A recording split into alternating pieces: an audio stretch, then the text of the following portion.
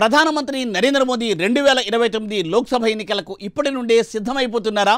ప్రజలు మోదీకి ఓటు వేసినంత కాలం ఆయన పదవి నుండి దిగిపోవడానికి సుముఖత చూపరా? 2029 కాదు కదా, 2034 వరకు ఆయనే ప్రధానమంత్రి పదవి నుండి దిగిపోవడానికి సిద్ధంగా లేరు. ఆయన చెబుతున్నట్టు అమృతకాల్లో దిగిపోరనే టాక్ బీజేపీ వర్గాల్లో వినిపిస్తోంది ఇప్పుడు. మరి మోదీ మైండ్లో ఏముందో ఒక లుక్ వేద్దామా?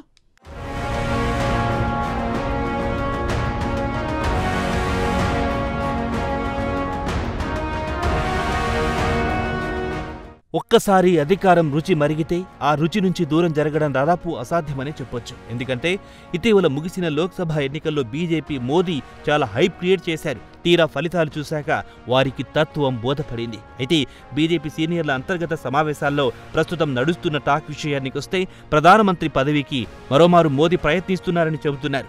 బీజేపీలో 75 ఏళ్లు దాటిన నాయకులు స్వచ్ఛందంగా రాజకీయాల నుంచి తప్పుకోవాలని తీర్మానం చేసి ఎల్కే అద్వానీ, మురళీ మనోహర్ జోషిని ఎన్నికల్లో పాల్గొనకుండా టికెట్లు నిరాకరించారు. అదే మోదీ విషయానికొస్తే ఆయన వయస్సు 74 ఏళ్లు. వచ్చే ఏడాదికి ఆయన 75 ఏళ్లకు చేరుకుంటారు. అయినా ఆయన మాత్రం రాజీనామా చెయ్యరనేది బహిరంగ రహస్యమే.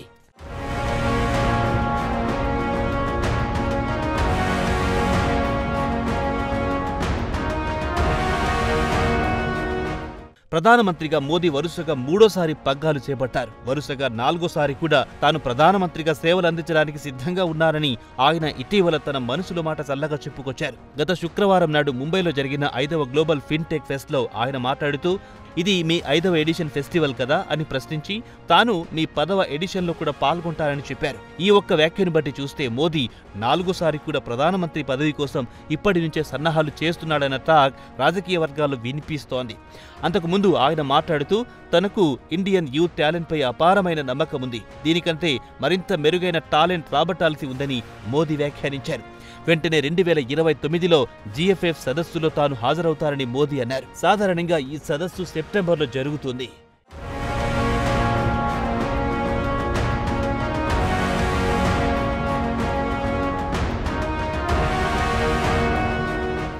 ఈ ఏడాది జూలైలో ప్రధాని మోదీ ఓ సదస్సులో మాట్లాడుతూ తన 3వ టర్మ్లో ఇండియాను ప్రపంచంలోని అతిపెద్ద ఆర్థిక వ్యవస్థలో 3వ స్థానంలో నిలబెడతానని ప్రకటించారు. ఈ వ్యాఖ్యలు చేసిన వెంటనే మోదీ సహచరులకు ఆయన చేసిన వ్యాఖ్య నిగూఢార్థం అర్థమైంది. 3వ అతిపెద్ద ఆర్థిక వ్యవస్థ అంటే తాను లేదా అమిత్ షా 3వ ప్రధానమంత్రి పీఠంపై కూర్చుంటామని ఆ పార్టీకి చెందిన నాయకులే విశ్లేషిస్తున్నారు. అయితే బీజేపీలో ప్రధానమంత్రి పదవిపై ఆశ పెట్టుకున్న కొంతమంది సీనియర్ నాయకుల ఆశలపై ఈ వ్యాఖ్యలతో మోదీ నీళ్లు చల్లుతున్నారు. వారు ప్రధాని కావాలంటే మరింత కాలం ఆగాల్సిందే. ఇక మోదీ తరచూ ఓ మాట చెబుతుంటారు, ఇండియాను అమృత్ కాల్ అంటే 2047 నాటికి అభివృద్ధి చేసిన దేశంగా తీర్చిదిద్దుతానంటున్నారు. దీన్ని బట్టి చూస్తే ఆయన ఇప్పట్లో రిటైర్మెంట్ తీసుకోరని ప్రత్యేకంగా చెప్పాల్సిన అవసరం లేదు. Age is after all number అని తేలికగా తీసుకుంటున్నారు మోదీ.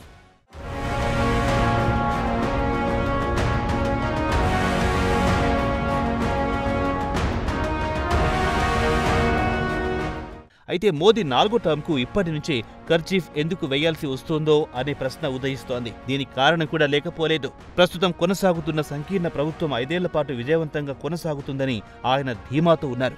యూటర్న్ తీసుకోవడంలో బీజేపీ అందివేసిన చెయ్యి. బీజేపీ మిత్రపక్షాలు చంద్రబాబు, నితీష్ కుమార్ లేదా చిరాగ్ పాస్వాన్లను ఎలా సంతోషపరచాలో మోదీకి తెలిసినంతగా మరెవ్వరికీ తెలియదనే చెప్పాలి.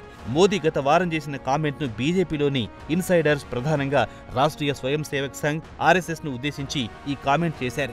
ప్రధానమంత్రి పదవిపై ఆశ పెట్టుకున్న వారిలో కేంద్ర హోంమంత్రి అమిత్ షా, యూపీ ముఖ్యమంత్రి యోగి ఆదిత్యనాథ్లు ముందు వరుసలో ఉన్నారు. వారితో పాటు మరికొందరు కూడా తమ అదృష్టాన్ని పరీక్షించుకుంటున్నారు. వారిలో ప్రముఖంగా చెప్పుకోవాలంటే కేంద్ర మంత్రి నితిన్ గడ్కరీ, వ్యవసాయ శాఖ మంత్రి శివరాజ్ సింగ్ చౌహాన్లున్నారు. ప్రధానమంత్రి మాదిరిగా మన్ కీ బాత్ను చూసి ప్రేరేపితులైన చౌహాన్ నెలకోసారి కిసాన్ సే బాత్ రేడియో ప్రోగ్రాం ప్రారంభించారు.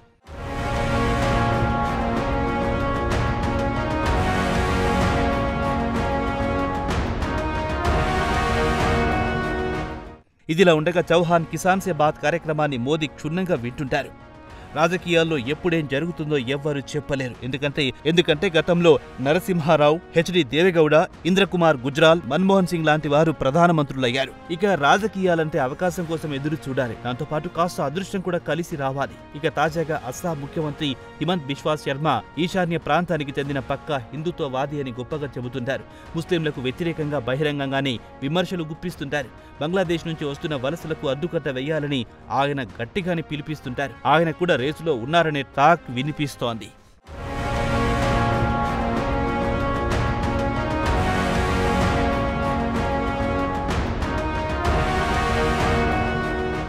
వచ్చే ఏడాది సెప్టెంబర్ నాటికి మోదీ వయస్సు 75 ఏళ్లకు చేరుకుంటారు. అందుకే తాను పార్టీ నాయకులకు పరోక్షంగా ఈ సందేశం ఇచ్చారని చెబుతున్నారు. పార్టీలోని తన సహచరులకు ఇప్పట్లో రిటైర్మెంట్ తీసుకునే ఆలోచన లేదు. ఈ టర్మ్లో కాదు, ఆపై వచ్చే టర్మ్లో కూడా తప్పుకోనని క్లియర్గా సందేశం ఇచ్చారు. కాగా ముంబైలో మోదీ పరోక్షంగా చేసిన కామెంట్ కంటే ఓ రోజు ముందు కేరళలో 3 రోజుల పాటు ఆర్ఎస్ఎస్ కోఆర్డినేషన్ మీటింగ్ జరిగింది. ఈ సమావేశంలో బీజేపీకి ఆర్ఎస్ఎస్కు మధ్య సంబంధాలు బీటలు వారాయి. పార్టీ ప్రెసిడెంట్ జేపీ నడ్డా సేవలు మాకొద్దు అనే స్థాయికి చేరాయి. ఇటీవల ముగిసిన లోక్సభ ఎన్నికల్లో ఆర్ఎస్ఎస్ ప్రచారానికి దూరంగా ఉండడం వల్ల బీజేపీకి గట్టి దెబ్బ తగిలిందని ఆర్ఎస్ఎస్ చీఫ్ మోహన్ భగవత్ వ్యాఖ్యానించడం అందరినీ ఆశ్చర్యపరిచింది.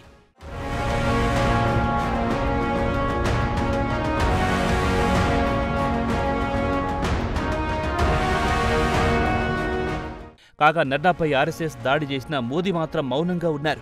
బదులుగా ఆర్ఎస్ఎస్కు స్పష్టమైన సందేశం ఇచ్చారు. 2014 లోక్సభ ఎన్నికల నుంచి ప్రజలు తనను చూసి ఓటు వేశారు తప్ప పార్టీని చూసి కాదు. దేశానికి ఆశాకిరణం మోదీ అని ప్రజలు భావిస్తున్నారు. పార్టీలో మోదీకి దరిదాపుల్లో వచ్చే నాయకుడెవ్వరూ లేరు కూడా. అయితే ఇటీవల ఆయన ప్రజాదరణ మొట్టమొదటిసారి 49.1% పడిపోయింది. అయినా దేశంలో ప్రజాదరణ కలిగిన నాయకుడు మాత్రం మోదీనే. ప్రజలు మోదీకి ఓటు వేసినంత కాలం, అంటే 2029 లేదా 2034 వరకు, లేదా అమృత్ కాల్ అంటే 2047లోగా ఆయన దిగే పరిస్థితి మాత్రం కనిపించడం లేదు. మోదీ జీఎఫ్ఎఫ్ సందేశం అర్థమైన వారికి తేలికగానే అర్థమై ఉంటుంది. కానీ వారు తమ ప్రయత్నాలు తాము చేసుకుపోవాల్సిందే, అదృష్టం పరీక్షించుకోవాల్సిందే.